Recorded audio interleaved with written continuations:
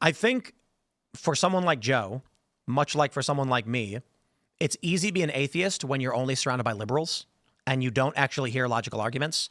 And for someone like Bill Maher, for instance, I think if you talk to a regular run-of-the-mill guy in the street about theology, I don't think he's going to have great answers for you. And you're probably going to be like, okay, what you believe doesn't make sense. But if you talk to a theologian who's sat through the science, the literature, the religious texts, and then has a cohesive worldview, they can very logically break down. And I've had those conversations. So again, I don't follow scripture or anything. My point is, for Joe, what happens? Liberals don't come on the show. Conservatives do.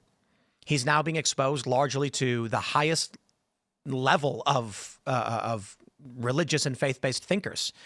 Joe's not bumping into random schlubs in the street who are like, I don't know, I just think it's true.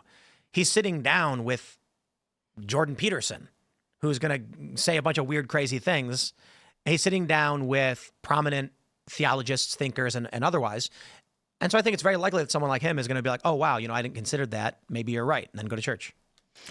Yeah, I came back to faith after years of thinking I was an atheist. And then I realized I was actually grieving the loss of faith, and I could no longer stare into the black void of nothingness. And I was like, oh, I guess I better go back to church. It's been a minute. Well, there's an interesting intersection between many members of the faith community, myself included, and how much our worldview is tied to that hope of a future.